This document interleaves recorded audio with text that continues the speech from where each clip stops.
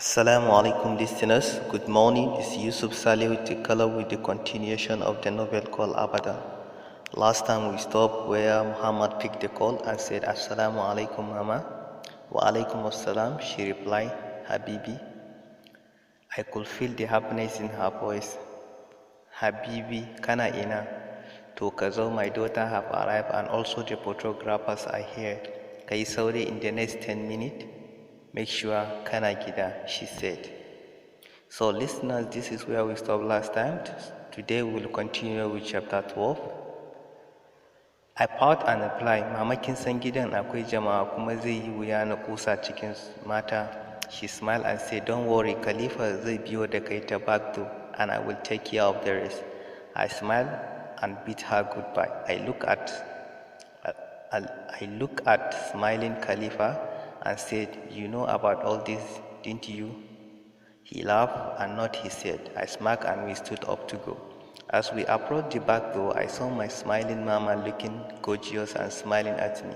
She hugged me and pulled me into a room and closed the door. I saw a beautiful angel looking so take away, and the photographer's voice snapped me out of my thoughts. Finally, the groom is here. It is time for the picture, he said. After Mama left the room, I am still missing my family, remembering the moment we shared together as I could feel some tears in my eyes, Amina said. Mommy came in as I immediately wiped my tears. She smiled and said, Yaro ni, I know, Habibati, it is really hard for you. Haka kowace mace take yi kafin ta saba. Take patience, my girl, stop crying, she consoled me. I smiled at her as she called in a lady who she introduced to me as the one to do my makeup and all that. I asked for the reason, and Mommy told me it is for our post-wedding picture since we have not got time to take pictures. I was dressed in a brown atamfa and I wore a simple light makeup and wow, I must say, it fits me perfectly. Mama came in as she hugged me and blessed me. Oh my God, I am so lucky to have this wonderful woman as my mother-in-law.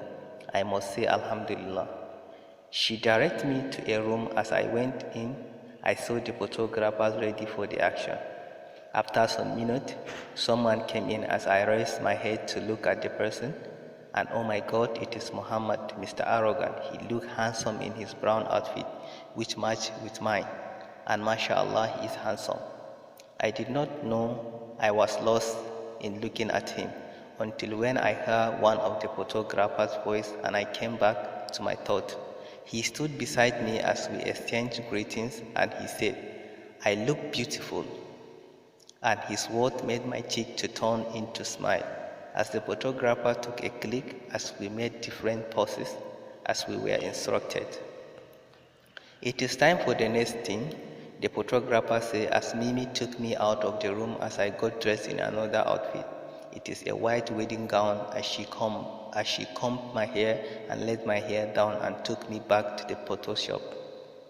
This time Muhammad was dressed in a black suit which he looked more handsome, mashallah. This handsome gentleman is all mine, I said to myself as he smiled and I approached him. The photographer began their works as they made us do different poses for the different picture. And the last one we were dressed in the traditional wear. This time Muhammad was wearing a blue outfit as I was wearing a peach lafaya. After that, Mama came in as she gently directed both of us to her room and Baba was also there. That's Muhammad's father. She advised us and gave us some tips to live in happy marriage life. Same goes to Baba and both of them gave us their blessing. It is high time you leave, Baba said. Muhammad, ka riƙe Amina da amana idan ka zalunce ta kamar ni ka zalunta Allah ya muku albarka, Mama said as she pulled both of us into a big hug. We bid goodbyes to everyone as I hugged Mommy tightly and bid her goodbye as the car drove away to my home, my new home, my husband's house. Ya Allah, help me through, I prayed to myself. As we arrived at the house, Muhammad got out of the car and walked away. I was surprised at his sudden reaction, like what's gotten into him. I sighed and walked out of the car and followed him. As I must say, this is not a house but a mansion, mashallah.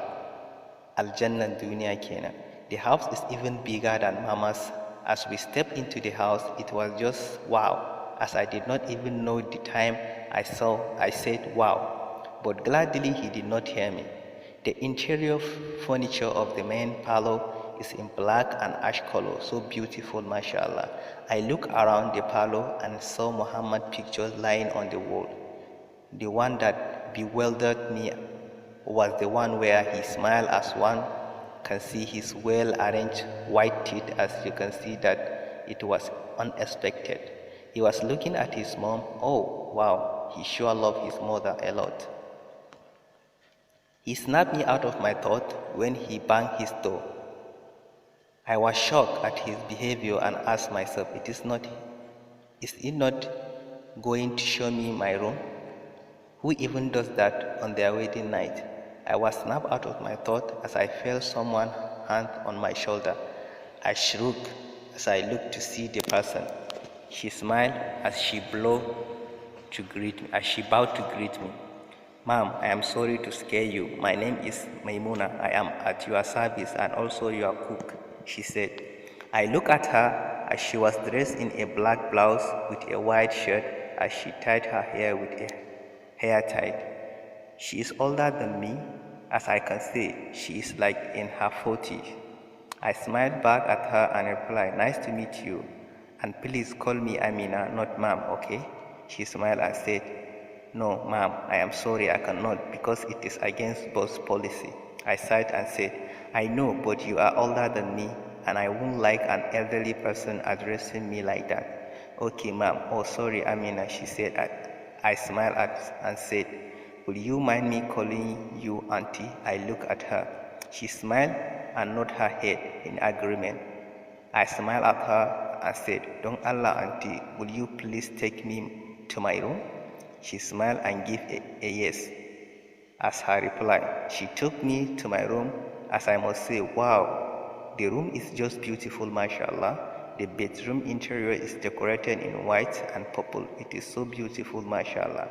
I must say at least he got a sense of fashion. She showed me around and showed me the closet and the bathroom as I smiled at her as an appreciation. Talking. She smiled back and she went out of the room and closed the door. I sighed as I went into the bathroom to refresh up. Oh wow, the bathroom too is amazing and beautiful. Everything is arranged accordingly. I came out and got dressed into my PJs as I was engrossed with the thought of Muhammad. His behavior toward me, does he love or not?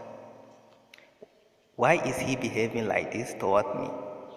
Is this how all married men are, or is it mine? I am even destined to be happy. Astaghfirullah. All the thoughts were disturbing me as I did not know the time I slept.